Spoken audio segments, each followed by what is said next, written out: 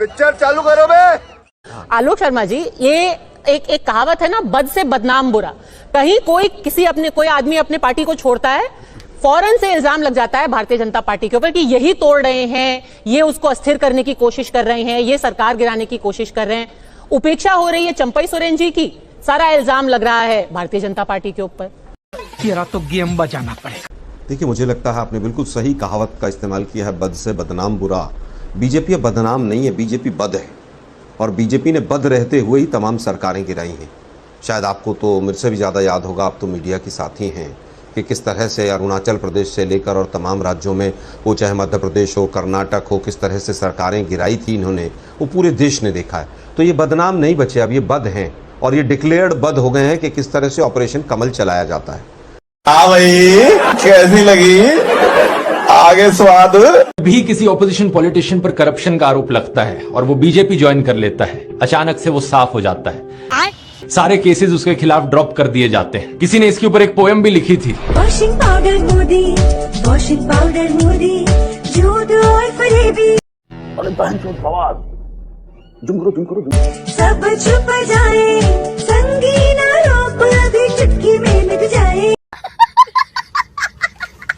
BJP के leader हैं मनजिंदर सिंह सिरसा।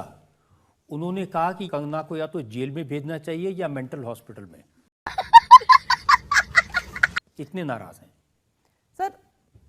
मुझे लगता है कि उनका जो खुद का ट्रैक रिकॉर्ड है, उसको देख के तो मुझे लगता है कि अगर वो मेरी फिल्म का, किसी भी फिल्म का एक भी शॉट कर लेना, लेके दिखा दें, तो मैं तो खुद ही अपनी फिल्म जो कभी रिलीज नहीं करूंगी। अबे क्या बोल रहा है? पिलियन बोल। इतनी तो उनकी लियाकत और उनकी हैसियत है नहीं कि एक शॉट ले ले किसी फिल्म का, और मुझे वो कह रहे हैं कि इसको मेंटल हॉस्पिटल में डालो। आपने इस फिल्म में ऐसा दिखाया क्या है कि जो लोग इतना ट्रेलर देखकर ही आहत हो गए हैं? देखो, आप लोगों से कह रहे हैं कि आपके पास जितना चाहे दान दे दो, अपना मकान दे दो, फ्लैट दे दो, बंगला दे दो, घोड़ा दे दो, गाड़ी दे दो, सोना चांदी, बैंक, एफडी, मंगलसूत्र, अंगूठी, लुगाई लड़का छोड़ के सब मुझे दे दो। अगर आप भी इंडिया टीवी का ये हाउस हमारे नाम करें, तो कोई दिक्कत। अब मैं लोगों को बता दूं कि एक बार बगैर टिकट पकड़े गए थे आप रेलवे में। हाँ, ये तो बताना चाहिए, बिल्कुल पकड़े गए थे। लेकिन ये भी बताइए कि हम टीटी से ही 1100 रुपया लेकर आए थे। कितना कमा लेते हैं? हमारी तो कोई फिक्स कमाई नहीं है, क्योंकि हमारी कोई कंपनी या बिजनेस नहीं है। कोई चढ़ा जाता है, समझे दया? हिसाब किताब तो रखता होगा ना कि कितना पैसा आया। जितने सनातनी उतनी कमाई, हिसाब आप लगाओ। पहले ये देख। महाराज जी राधे राधे। महाराज जी, मैं अपनी पत्नी को लेके आया हूँ जो 3 दिन से बीमार है और बोल भी नहीं रही है। क्या बोल नहीं रही? नहीं बोल, आवाज नहीं निकल रही है 3 दिन। आवाज बंद है? बिल्कुल आवाज बंद है। चलो चोटी के बाल खोले, इनकी पहले आवाज खोले।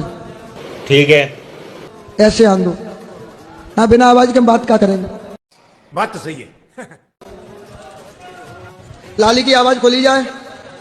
लाली की आवाज बंद है 3 दिन से, पहले तो आवाज बिल्कुल खोल दी जाए। कैसे हो, गले पे फेरो 5 बार। शाबाश शाबाश, एक बार और फूंक दो हमारी तरफ ऐसे करके।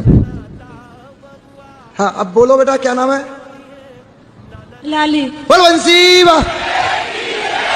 अरे बाबा,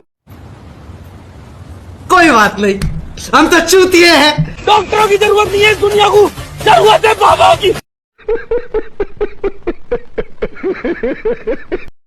चलो भाई, देखो अब मैं क्या करता हूँ। तो के शर्मा का दिया गया एक एक शब्द मेरे लिए तमगा है, क्योंकि मैं सरकार की चाटुकार करने वाला पत्रकार नहीं हूं। मैं सेल्फी खोर पत्रकार नहीं हूं कि बड़े बड़े नेताओं मंत्रियों के साथ सेल्फी खिंचवाकर अपने फेस को डालूं। जो डालते हैं मैं उनको पत्रकार नहीं मानता। पत्रकार वो जो सत्ता से लगातार टकराता है, सत्ता को लगातार आलोचना करता है, सत्ता की चाटुकारिता नहीं करता है। क्या बात है सर, क्या बात है। आपकी पत्रकारिता मुझे ज्ञान मत सिखाइए। मंत्रियों के साथ सेल्फी खिंचाकर मैं खुश होता हूं। मैं केंद्रीय मंत्री की आलोचना करके मुझे लगता है पत्रकारिता का धर्म निभा रहा हूं, मैं चाटुकारिता नहीं करता। ये हुई ना बात। लेकिन सवाल यह है कि हर संस्था पर जो पत्थर फेंकने की आपकी स्ट्रैटेजी थी, आपको नहीं लगता है कि उसको जनता ने नहीं साथ दिया? पूरी तरीके से असहमत हूं, तो लेकिन ये मेरा अधिकार है। एक बात। दूसरी बात, अगर आप ये कह दें कि साहब संविधान को नकार दिया है, संविधान बचाने की मुहिम को नकार दिया, तो आज की डेट में आपको सुनकर के भी अच्छा लगेगा, और आप स्वयं कई बार बहस भी कर चुकी है। आज की डेट में ब्रॉडकास्टिंग बिल ला पाए ये लोग? अगर ये संविधान की ताकत ही तो है, राहुल गांधी जी की और इंडिया गठबंधन की ताकत ही तो है कि ये ब्रॉडकास्टिंग बिल भी नहीं ला पाए, ये लोग वक्फ बिल भी नहीं ला पाए, 45 लेटरल एंट्री भी इन लोगों को वापस लेनी पड़ी। आज की डेट में इन्हें हरियाणा का चुनाव टालने के लिए गुजारिश करनी पड़ रही है, इनके पास 44 जो लिस्ट थी वो इनको वापस लेनी पड़ी। ऐसे में आपको 1000 चीजों के उदाहरण दे देता हूं। उत्तर प्रदेश में इन्होंने नजूल एक्ट इनको वापस लेना पड़ा। ये अगर आपको संविधान की ताकत या संविधान बचाने की लड़ाई की ताकत नहीं दिखती है, तो ये आपकी दृष्टि दोष हो सकती है। इसका इलाज मैं तो नहीं कर सकता, आप अपने यहां पर आप एक इनलाइटेंड महिला हैं, आप स्वयं देख सकती हैं। सबसे ईमानदार नेता, सबसे ईमानदार नेता आई थिंक अबे जल्दी बोल, कल सुबह पनवेल निकलना है। ईमानदार like as in how? Most honest. वाह दीदी, वाह दीदी। क्या प्रियंका गांधी में इंदिरा गांधी की झलक है? बिल्कुल भी नहीं। इमरजेंसी लगाकर इंदिरा गांधी ने सही किया या गलत? यार ये तो बात, फिल्म देखने का इरादा है कि नहीं? नहीं। देश के निर्माण में नेहरू जी का योगदान कितना मानते हैं? नेहरू जी का योगदान वेरी मिनिस्क्यूल। तुझे अक्ल है? तू क्या बोल रही है? मिनिस्क्यूल। 17 साल रहे हो। कहते हैं कि उस समय बड़ा डिफिकल्ट था आजादी के बाद देश को संभालना और उसको बनाना। 10 सालों में जितनी तरक्की की है हर एस्पेक्ट में, अगर यही तरक्की उस टाइम पे मिली उन क्रूशियल 17 इयर्स में, तो क्या होता? सोचिए खुद ही। कुछ भी। कौन है ये लोग? जी, अगर कांग्रेस करती है तो बीजेपी ने कर लिया। अगर इन्फ्लुएंसर कंटेंट क्रिएटर है, इन्फ्लुएंसर। सोशल मीडिया का सबसे ज्यादा दुरुपयोग या उपयोग अगर किसी ने भारत की राजनीति में किया है तो वो भारतीय जनता पार्टी ने किया। और सोशल मीडिया पर सबसे ज्यादा झूठे कंटेंट, फर्जी कंटेंट और नफरत फैलाने वाली सामग्री अगर कोई डालता है तो भारतीय जनता पार्टी के समर्थक, भारतीय जनता पार्टी का आईटी सेल, इनसे जुड़े लोग डालते हैं। भारतीय जनता पार्टी के तत्कालीन राष्ट्रीय अध्यक्ष जो आज देश के गृह मंत्री हैं, वो खुद ये कह चुके हैं कोटा में बीजेपी आईटी सेल को संबोधित करते हुए, उनका वीडियो आज भी यूट्यूब पे मौजूद है।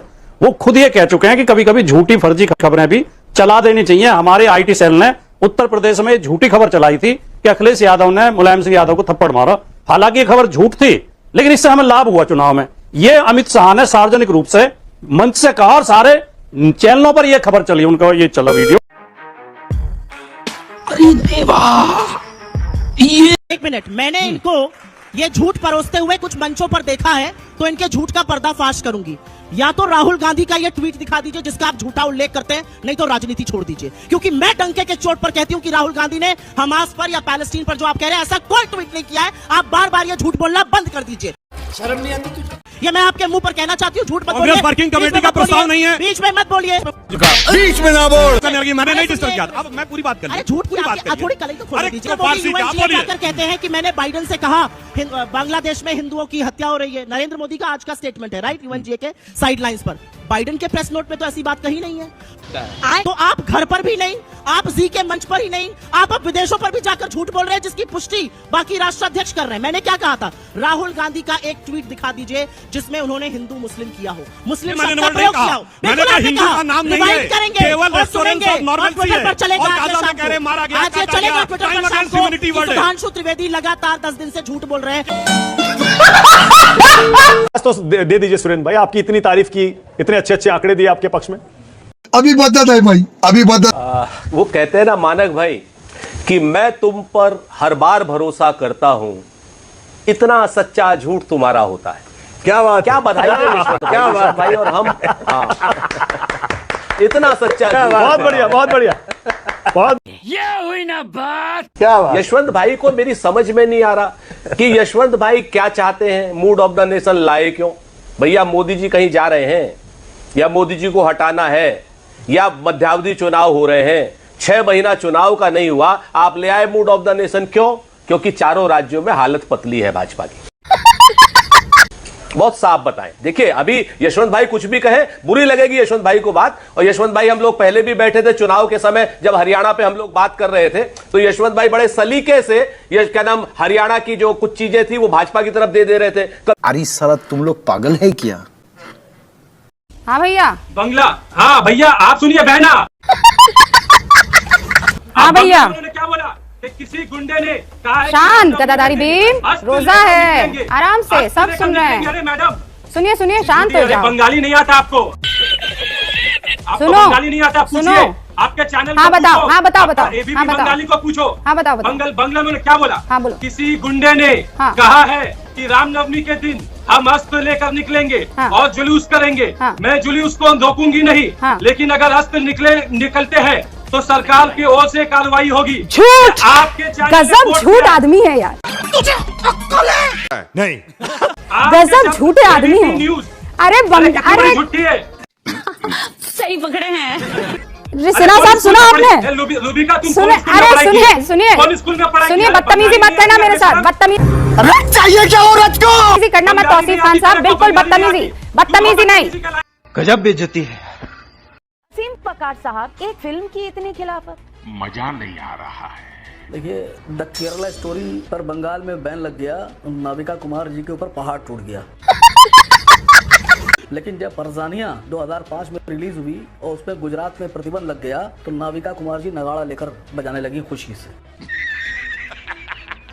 गजब बेइज्जती है। 32,000 FIR कहाँ है? आपके लिए तो 2 मिनट लगेगा, ये इधर फोन उधर फोन, ये थाना वो पुलिस, अब खड़ा चाहिए लीजिए 3200, 32,000 से टाइम लग जाएगा। 3200 FIR दिखाइए आप मुझे। बात तो सही है।